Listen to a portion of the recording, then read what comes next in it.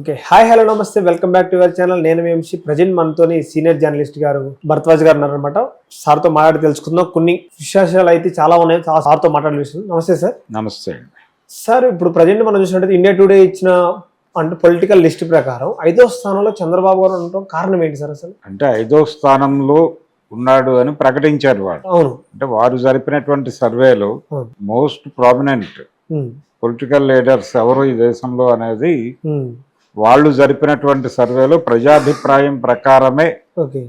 అంటే మోడీ, అమిత్ షా, ఈ తర్వాత ఆర్ఎస్ఎస్ ప్రముఖులు ఈ జాబితాలో 5వ ప్లేస్లో చంద్రబాబు నాయుడు గారు వచ్చారు. అంటే ఏమిటి దీని అర్థము అంటే కూటమిలో చాలా క్రియాశీలకంగా ఉండటం మాత్రమే కాదు, చాలా కీలకమైన నేతగా చంద్రబాబు నాయుడు ఎమర్జ్ అయ్యాడు అనేది మనకు అర్థమవుతుంది. అంటే ఇదేదో విస్తృత ప్రజాక్షేత్రంలోకి వెళ్ళి వాళ్ళు విస్తృతంగా సర్వే చేశారా లేదా అనేది పక్కన పెడితే ఈ లిస్ట్ లో 5వ స్థానంలో చంద్రబాబు ఉండటం అనేది కూటమి అంటే ఎన్డీఏ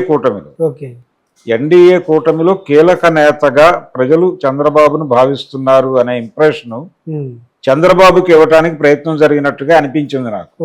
తద్వారా చంద్రబాబును హోల్డ్ చేయటం, ఆ గ్రూప్ తో హోల్డ్ చేయటం అనేది వ్యూహంగా ఈ సర్వే ప్రకటించారు అనేది. ఒక కాంగ్రెస్ నేత ఉన్నాడు ఈయనకు ముందు, రాహుల్ గాంధీ, అది బ్యాలెన్స్ చేయడం కోసం పెట్టారు. పైన 3 ఒక ఆర్ఎస్ఎస్ ఆయన ఉన్నాడు రాహుల్ గాంధీకి ముందు, ఆ ముందున్నది వీళ్ళిద్దరే, మోడీ గారు, అమిత్ షా ఉన్నారు. సో వాళ్ళిద్దరూ most popular politicians of India అనేది చెప్పారు. రాహుల్ గాంధీని ఈ సర్వేకి ఒక ప్రామాణికత ఉంది అని చెప్పడం కోసం 4వ నెంబర్లో రాహుల్ గాంధీని పెట్టారు. పెట్టేసి చంద్రబాబుని హోల్డ్ చేయడం కోసం 5వ స్థానంలో పెట్టారు. ఇది వీళ్ళ రాజకీయ వ్యూహం. అంటే ఇది ఇండియా టుడే సర్వే చేసింది అనే దానికన్నా కూడా బీజేపీకి కావలసిన కార్యక్రమాలు నిర్వహించడం కోసం వాళ్ళు హోల్డ్ చేయదలుచుకున్నటువంటి నాయకులకి ఆ భరోసా కల్పించడం కోసం ఈ సర్వే జరిగినట్టుగా అనిపిస్తుంది. అది ఇంతకంటే ప్రామినెంట్ లీడర్స్, ప్రజలు యాక్సెప్ట్ చేసినటువంటి లీడర్స్ చాలా మంది ఉన్నారు. అయినప్పటికీ వీళ్ల పేర్లే ప్రముఖంగా రావడానికి వీళ్లే అంటే టాప్ 10లో చంద్రబాబు ఉండటం అనేది ఆంధ్రప్రదేశ్ రాజకీయాలకి ఆ స్థాయిలో మద్దతు పలికేటువంటి పరిస్థితి ఉందా అనేది ఒక ప్రశ్న. అవును, అందరూ అదే ఆలోచిస్తూ ఉన్నారు. అయితే అది కాదు ఇక్కడ కార్యక్రమం. ఈ డిజైనే ఇండియా టుడే ఇచ్చినటువంటి సర్వే రిపోర్టే ఇది ప్రజాభిప్రాయ సేకరణతో చేసినటువంటి రిపోర్టుగా చెప్తున్నారు. కానీ ఇది ఎన్డీఏకి ఉపయోగపడే పద్ధతిలో డిజైన్ చేసినటువంటి లిస్టు, ప్రిపేర్ చేసినటువంటి లిస్ట్ అనేది వాస్తవం. సార్, నెక్స్ట్ మరి అంటే చంద్రబాబు గారు హోల్డ్ చేసేంత అవసరం ఏమొచ్చింది సార్? అంటే ఓన్లీ ఆంధ్రప్రదేశ్ లో బీజేపీని ఇంకా బలపరచాలనా?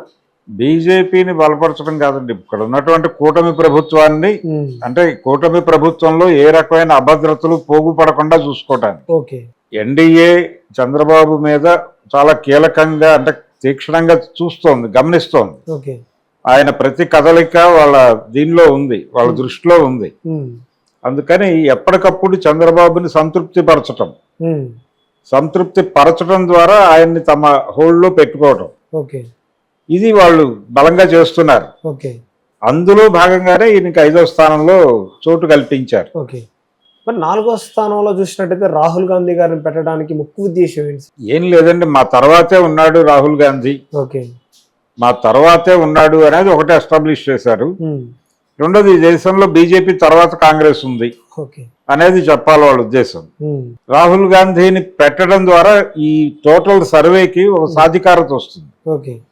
ఇది ఇప్పుడు నాలాంటి వాడు ఎవడో ఇది వాళ్ళ కోసం చేసిన సర్వే అన్నారు అనుకోండి, అదంతా తప్పు, అదంతా బూటకం. రాహుల్ గాంధీకి ఒకవేళ అదే నిజమైతే రాహుల్ గాంధీకి 4వ ప్లేస్ ఎలా దక్కుతుంది అని అడుగుతారు. ఈ అభిప్రాయం ప్రజల్లో నుంచి రావడం కోసం, ఈ సర్వేకి ఒక ప్రామాణికత రావడం కోసం రాహుల్ గాంధీని అక్కడ 4వ ప్లేస్ లో పెట్టారు. అది కూడా వ్యూహమే. ఇలా అనేక వ్యూహాల వేదికగా ఇండియా టుడే సర్వే కనిపిస్తోంది. అంటే ఓన్లీ పొలిటికల్ అనాలిసిస్ వాళ్ళ చేతులు ఉండాలి, దగ్గర పెట్టుకునే విధంగా పొలిటికల్ వాళ్ళ చేతులు మొత్తం మేమే బీజేపీ అవునండి, భారతీయ జనతా పార్టీ చేతుల్లోనే నడవాలి కదా. మీడియా ఆల్రెడీ వాళ్ళ కంట్రోల్లో ఉంది. ఓకే ఈ దేశంలో ఉన్న పత్రికలు